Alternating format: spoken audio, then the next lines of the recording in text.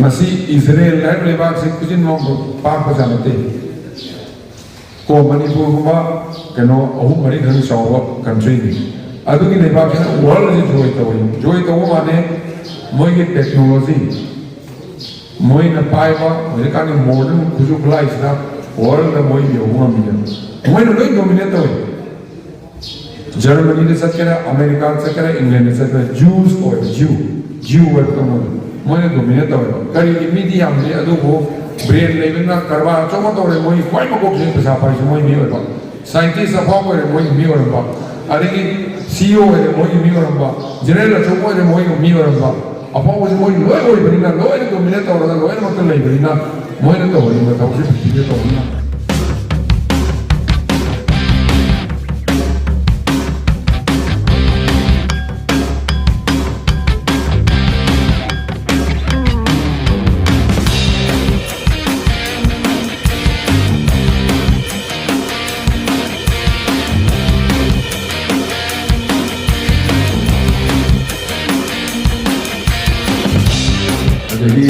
Lalu tiba lagi Manipur da, apa yang buat ini lepas itu kerana thok tu ni Iran kerana lagi kiba, ada pun nak orang masuk pang ni, orang tu tongan kerana orang berdiam, ada ida, apa yang ngaran, macam kerana mari mengapa kami nak berda, angkat apa yang, loy nampak Iran lagi, semua orang ka sugat nuai, tapi lagi loy nampak ada tak, loy tak ada itu pernah taran ni, orang tu faham kan, nomin harakan dah. Kita wakal kita nungaran lena tinggal yang musuh phanawa phagi pharak tawga chak chara ama achami na safety mayam leiri mayam sina kana khara mani yen pore khara na ching pore khara na la pore khara na awai pore tawga kana koi mayam puthok na ga se chak chale na masin bane chak mama su oire kui ne sungang de roi aina mayam da haje dingi si koi mayam punamak se loi namak masai muslim hai Aku ini tongan lambi jasad pai. Aku loi na makna. Manipur ni mekung puni mak. Adu ko maru ina hayong ke nalai ba. Aku puni mak. Kwai ni maru ina. Aku samaj lagi. Kwai ni maru iba. Angkat terleba. Sehi matang hai matang youth. Makar kiso. Makaga marak matul na samdawi marak kwai ni energy hoba. Thona leba. ज्ञान योगा औगे ने मम्मा अलग ही stage की level ले level youth में हम सिका उनका फंड लगा हराओ तयाम ना लेने लगा कोई हयोग से क्रमायना हयोग केंद्र से फंड सिके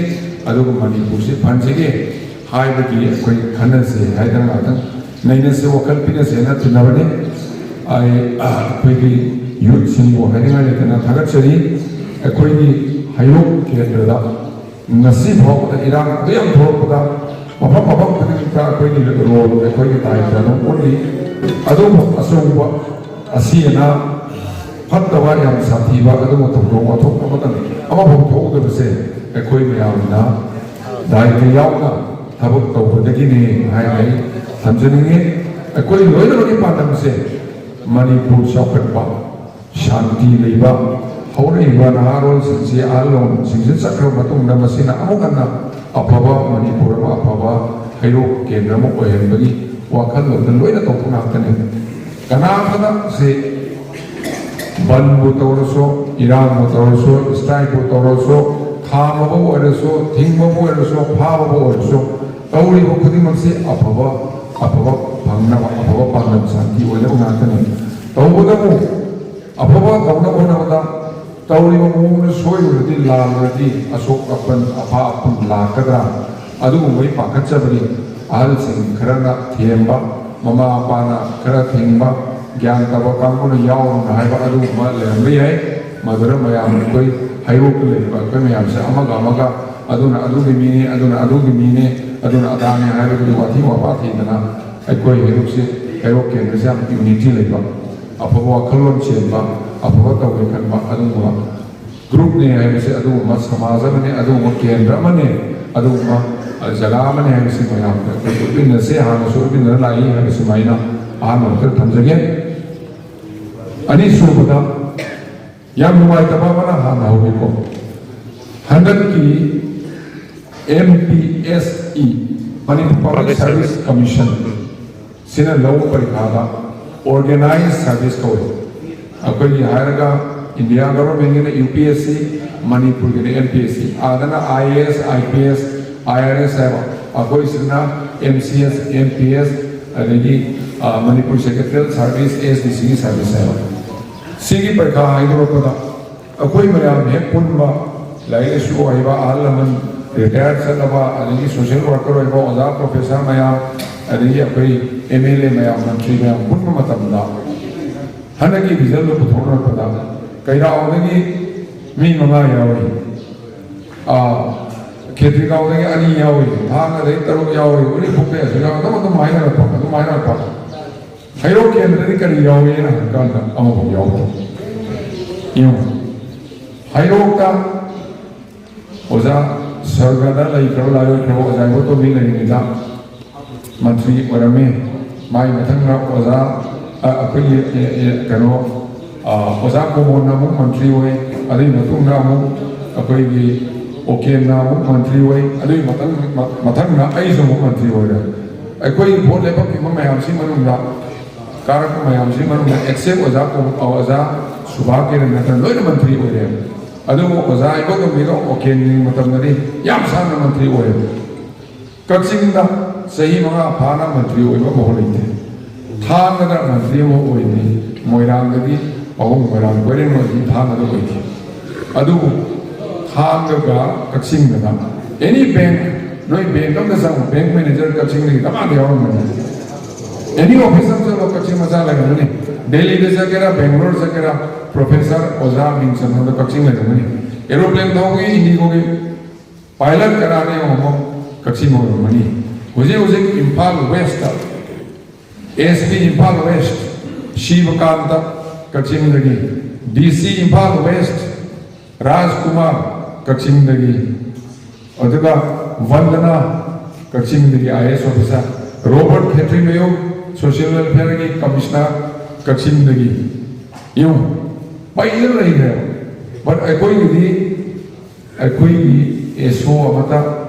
sar ababa jaga thambiyo hai na governor ga chief minister da no ai officer nahi hairo DSP मतलब हाइरो चली अपने सीखे जगह जरा DSP और लाइट वही ताकत रखना थोड़े इंजीनियर 2014 दशक 2014 दशक में इंजीनियर हाउसिंग चीफ इंजीनियर हो रहे हैं PWD का विश्वचंद्र अदेगी अपने कनाडा IFC का लो चीफ इंजीनियर 2014 दशक but akoi di amata leite araina hai maya na sing haini se noi di tanjala ni kan hono da ka nei noi di makha le sing ro adu so pen guide or motivate or siguma apa da si sang nan da ka nei akoi ma le ba al sing akoi na noi bo sum na lam sing man the proper guidance bi bo wala bo da gi noi mo ta le shoka prithvi da masih Israel lain lebar se kusin mau par pasanate ko Manipur kuma keno ahum mari kan sawa country ni adu ki lebar se world se joy to mane moi ke technology moi na paiwa moi ka ni modern kuju klai sa world na moi yo ngam ni moi no loi dominate to Germany ne sakera America sakera England ne sakera Jews or Jew welcome मोने दोमिने तो करी इमीडी हमने अदु को brain level ना करवा चोमो तो रे मोई कोई मको से पैसा पाई मोई मी और साइंटिस्ट अफा को रे मोई मी और बा अरे की सीईओ रे मोई मी और बा जनरल चोमो रे मोई मी और बा अफा को मोई लोई बरिना लोई दोमिने तो रे लोई मत ले बरिना मोई ने तो होई मत तो फिर तो होना अमेरिका के डोनाल्ड ट्रम्प पारिस से ईरान ने लाम जनरल से नेतन्याहू है वा इजराइल की प्राइम मिनिस्टर से ना तो वो ने की ना man influence da uma anu mai ta utna ngasi akoi ayo ke thore bahang sing akoi ayo ke ni sing china nabi masa da no pa masa da hai railways ki north eastern railways ki chief manager do ayo ke dirse ki masa nabi ne hai da akoi ticket pon da matam da sang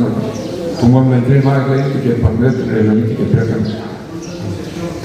ꯑꯗꯨꯒꯤ ꯑꯦꯖꯨꯀꯦꯁꯟꯒꯤ secretary ꯗꯤꯜꯂꯤꯗ ꯂꯩꯔꯤꯗꯣ ꯑꯗꯨꯒꯤꯗꯣ ꯑꯗꯨꯅꯤ ꯍꯩꯔꯣꯛꯇꯒꯤꯅꯤ ISDMC ꯐꯪꯈꯤꯕꯅꯤ ꯍꯥꯏ ꯇꯥꯔꯗꯤ ꯍꯌꯦꯡ ꯑꯩꯈꯣꯏꯒꯤ ꯑꯉꯥꯡ ꯑꯃ NCERT ꯅꯕꯣꯗꯌꯥꯗ ꯃꯤꯡ ꯆꯟꯕ ꯌꯥꯗꯕ ꯀꯩꯅꯣꯝ ꯂꯩꯕꯗ ꯍꯥꯏꯅꯕ ꯌꯥꯗꯣꯏꯅꯤ ꯃꯤ ꯑꯃ ꯐꯥꯈ꯭ꯔꯗꯤ SPꯒ ꯑꯩꯈꯣꯏꯅ ꯕꯠ ꯑꯩꯈꯣꯏꯒꯤ ꯃꯤꯗꯨ ꯂꯣꯏꯅ ꯗꯤꯐ꯭ꯔꯦꯟꯁꯇ ꯑꯩꯈꯣꯏꯒꯤ ꯃꯤꯗꯤ ꯑꯃꯐꯥꯎ ꯂꯩꯇ꯭ꯔꯦ ꯑꯗꯨꯅ ꯑꯩꯈꯣꯏ ꯉꯁꯥꯏ ꯕ꯭ꯔꯨꯁꯅꯤꯅ ꯍꯥꯏꯔꯛꯄꯗꯤ ꯌꯥꯝ ꯊꯤꯅ ꯃꯔꯨ ꯑꯣꯏꯕ ꯄꯣꯠ ꯑꯣꯏꯌꯦꯕ ꯄꯥꯟꯗꯝꯗꯤ ꯄꯥꯝꯕ ꯕꯠ ꯆꯠꯂꯤꯕ ꯂꯝꯕꯤꯗꯨꯅ ꯂꯥꯟꯈꯤꯗꯅ ꯉꯁꯥꯏꯒꯤ ꯑꯩꯈꯣꯏꯅ ꯆꯠꯀꯗꯕ ꯂꯝꯕꯤꯁꯤ ꯌꯧꯍꯟꯅꯕ ꯂꯝꯕꯤꯗꯣ ꯂꯥꯟꯅ ꯆꯠꯈꯤꯕꯗꯒꯤ ꯂꯝꯕꯤꯗꯨ ꯌꯧꯐꯝ ꯁꯨꯌꯧ ꯌꯧꯗꯅ ꯆꯠꯄꯒꯤ ꯃꯑꯣꯡꯗ ꯑꯩꯈꯣꯏꯒꯤ ꯑꯉꯥꯡꯁꯤꯡ ꯆꯠꯄ ꯌꯥꯎꯔꯦꯕ ꯑꯗꯨꯅ ꯑꯩꯈꯣꯏ ꯂꯩꯔꯤꯕ ꯅꯣꯏꯅꯁꯨ ꯀꯩꯅꯣꯝꯃ ꯇꯧꯒꯦ ꯍꯥꯏꯔꯗꯤ ꯑꯩꯈꯣꯏ ꯅꯣꯏꯗꯒꯤ ꯑꯍꯜꯁꯤꯡ ꯍꯥꯏꯇꯥꯔꯦ ꯅꯣꯏꯒꯤ ꯅꯌꯥꯝꯕ ꯅꯄꯨꯔꯥ ꯕꯕꯥ ꯏꯃꯥ ꯂꯩꯀꯥꯏꯒꯤ ꯃꯔꯨꯞ ꯃꯄꯥꯡꯁꯤꯡꯅ ꯁꯨꯃꯥꯏꯅ ꯇꯧꯒꯦꯅ ꯐꯕ꯭ꯔꯥ ꯐꯠꯇꯕ ꯑꯩꯅ ꯇꯧꯒꯗꯕ ꯊꯕꯛꯁꯦ ꯐꯔꯒꯗꯤ ꯇꯧꯒꯅꯤ ꯀꯥꯟꯅꯔꯒꯗꯤ ꯇꯧꯒꯅꯤ ꯌꯦꯡꯕꯗ ꯐꯖꯔꯒ ꯇꯧꯒꯅꯤ ꯃꯤꯅ ꯌꯦꯡꯕꯗ ꯐꯖꯗꯕ ꯊꯕꯛ ꯀꯥꯟꯅꯔꯣꯏꯗꯕ ꯊꯕꯛ ꯐꯠꯇꯕ ꯊꯕꯛꯇꯨꯗꯤ ꯑꯩꯈꯣই ꯇꯧꯗꯕ ꯇꯥꯏ ꯁꯤꯅꯦ ꯑꯩꯅ ꯅꯣꯏꯗ ꯏꯆꯝ ꯆꯝꯅ ꯍꯥꯏꯅꯤꯡꯕꯁꯦ ꯑꯇꯩ ꯀꯔꯤꯝ ꯂꯩꯇꯦ ꯄꯥꯟꯗꯝꯗꯤ ꯀꯔꯤꯅꯣ ꯑꯩꯈꯣꯏ ꯃꯅꯤꯄꯨꯔ ꯁꯥꯟꯇꯤ ꯂꯩꯍꯟꯕ ꯃꯅꯤꯄꯨꯔ ꯆꯥꯎꯈꯠꯍꯟꯕ ꯃꯅꯤꯄꯨꯔ ꯆꯥꯎꯈꯠꯍꯟꯒꯦ ꯍꯥꯏꯇꯥꯔꯦ ꯗꯤꯁꯇ꯭ꯔꯤꯛ ꯈꯨꯗꯤꯡꯃꯛ ꯆꯥꯎꯈꯠꯍꯟꯕ ꯇꯥꯏ ꯗꯤꯁꯇ꯭ꯔꯤꯛ ꯈꯨꯗꯤꯡꯃꯛ ꯐꯍꯟꯒꯦ ꯍꯥꯏꯔꯗꯤ ꯀꯦꯟꯗ꯭ꯔ ꯈꯨꯗꯤꯡꯃꯛ ꯐꯕ ꯇꯥꯏ ꯑꯩꯈꯣꯏꯒꯤ ꯀꯦꯟꯗ꯭ꯔꯁꯤ ꯁꯥꯟꯇꯤ ꯂꯩꯔꯕ ꯀꯦꯟꯗ꯭ꯔ ꯈꯨꯗꯤꯡꯃꯛ ꯁꯥꯟꯇꯤ ꯂꯩꯔꯕ ꯀꯦꯟꯗ꯭ꯔ ꯈꯨꯗꯤꯡꯃꯛ ꯐꯔꯕ ꯃꯅꯤꯄꯨꯔ ꯐꯔꯛꯀꯅꯦꯕ ꯑꯩꯈꯣꯏ ꯃꯅꯤꯄꯨꯔ ꯃꯆꯥꯁꯤꯡꯁꯤꯒꯤ ꯚꯦꯔꯤ ꯇꯦꯂꯦꯟꯇꯦꯠ ꯑꯦꯅꯤꯊꯤꯡ ꯇꯧꯕ ꯀꯥꯟꯗ ꯑꯥꯏꯗꯤꯌꯥ ꯄꯨꯊꯣꯛꯑꯒ ꯄ꯭ꯔꯣꯕ꯭ꯂꯦꯝ ꯁꯣꯜꯕ ꯇꯧꯕ ꯉꯝꯃꯦ ꯍꯥꯏꯗꯅ 1997 2000 ꯐꯥꯎ ꯂꯩꯔꯝꯕ O.N. Srivastava ꯍꯥꯏꯗꯅ ꯔꯥꯖꯚꯋꯟꯗ ꯒꯕꯔꯅꯔ ꯑꯃ ꯂꯩꯔꯝꯃꯤ ꯑꯩ ꯃꯥꯒꯤ ADC ꯑꯣꯏꯔꯝꯃꯤ ꯃꯥꯅ ꯅꯣꯡꯃ ꯍꯥꯏ ꯔꯥꯙꯦꯁ꯭ꯌꯥꯝꯖꯤ your people of Manipur, the youth especially, they are very talented. Moisni am talent laiba adu ngakoi Manipur gise kan kaya am talent lai ganga atia matate aeroplane sia ektra adu same hai tari miti masana tar same ngom hai kaya mode akoi mana thaja ge ba thinga no atia matate aeroplane yara kar am same lo same miti ni same ne akoi idea ya mai ba brain sharp ho adu ge thaga le ba sharp or idea le talent ne amse negative ta sakhiba taragadi afabadu oiroi aduna negative sa tanaba akoi afabu wakhalon kenoma to ge kan akoi aana na thana buse asi to ne se hai buse ne mayam haini se aduga marak ta wari misam ta li ko ning thau ba hai thai ma ma hai ta wari li thai na se ha ta ya thai na ma thai na ma mai da yamna bhavani to yatina bhavani to mai le ba se pa na ma ya phasa le ba no ma mai mamam sira muniri sima laga mamam sira ma wari sarma mo na hara me nam orel nangi eno da le ni da nangi sina sana phabi me da nangi asiki ingol nakam le ba khongnam ma sira ge lin na ma thora ga nundam wa na nam chi aga sirani soina sirani ai me se mang sira muni sira mo da hara me sirani hai ai mo man ka palam thore ho me ka thore phoi pakhala ta ma si bai si kanam su sinindra loi ki do in thau su sinindra ne loi no ai ko loi phama ma tu ma sinindra ICU da lai re yaro ya mo hin ge no ne jani ne sira sik pakam lo thage to ma na si bu ki ra pai si si bu si kanam ki din ade in thau si ma sin mai mat na chinta to ai ko la ba ti ma aseng ma ma gi pambi ma bu advice to ya ma kham ai wa pani sorry panji pandit to panji apao ma advice to le ba ahal si ko na ko le ma no wari sin wai li ka mai ko ni adune timing duga thore mi duga tawi duga di sukso isoi da ni ne chi ani upai wai tre ining thau hai na aseng mo do ma si le ni hai adei mana mangi mantri phatri ai ba akhanga isra lai isma mayam so in ko la loi na hamni adei mana samaga bin do ato se mai thado ko phani adu to ne ra to ne am suggestion loi pi ne adei ni chausa mit isla in tamna to na pare noi chalo ai ta pakhalo no hai na ga nasai gi magi mananya loi ko magi singhasan ni na nasai gi khongna mai ni khongnam lin thoro phom ko adu ko se ek tal lai phasa phasa lai man nu sim lai sra pura carpet थाबो परेंग दा थारे मो हाले फा अदगी नाकन सिरा कोंपाक अरंग फसबो कोंपाक सिरा अकोई कनो से संगो लिनी संगो यम पावे ना संगो में किन ना थम्मे हो अदो माना गदी मथक सिरा फदना थम्मो को नाय ले मदे लिन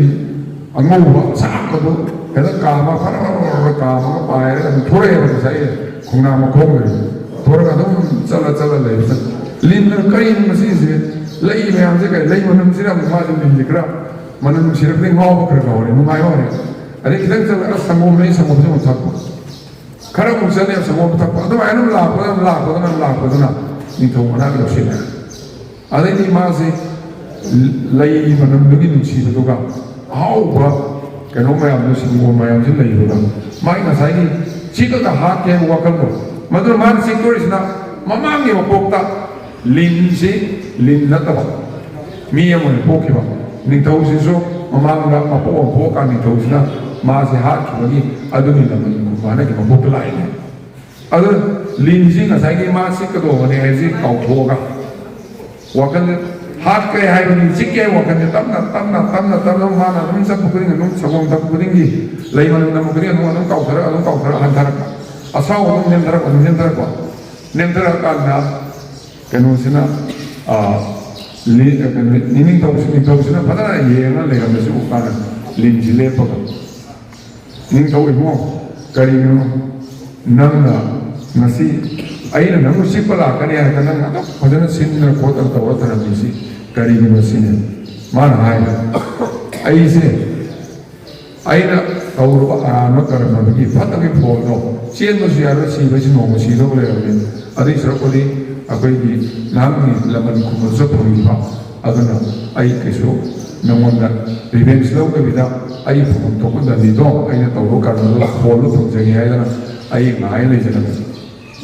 अदु करिगनो सिगी लई मयाम तक साना मयाम करिगना था निंथवा को इना आइना पेन में अपन माइबे अपन माइबे अदु नमो नाइना दन नावई नमो लागा गी बा नमो सा हा आइना तौगी बो कर्म दो अदु कितन कोक्शन हवा आइना सी आई नमजब न तौमन तौसे बसी अदु हायर पदगी माइ असाव कोन ना सिपदि लायना मया का थोगा मनी मुक्ता अरे मुनुम म काफरम यांता काफिर मगमा से हल्ले सकते आराम थोड़ तो हुए यो हाथ के ना लाभ मिलो हाथ अगे लाभ मधु फसना तो हुए ट्रीटमेंट तो हुए लेकिन हाथ पर लाए ना बोर हुए तो फिर मनी ना काफिर मगर दिखो दो मुके ना मान खाले अदुन मसी कोई उसे लाए वो फिर उनसे कोई नोई ना कोई भी मुझे तो वो कामू ना कोई और पर नहीं बा तो वो या बा तो रहे कोई निमोंदा आराम थोड़ तो हुए कोई नोई में आऊँगा अकाम करवा अदुना लेकिन मरम वरकाना होशी कोई सिक्के हाथ के तौर मयाम दो लोइन से घर मनी मुताव थाला रहा तो धनम में रखोगा क्या करो मनी मुता लाए मनी मुता दर माल में मतलब लाए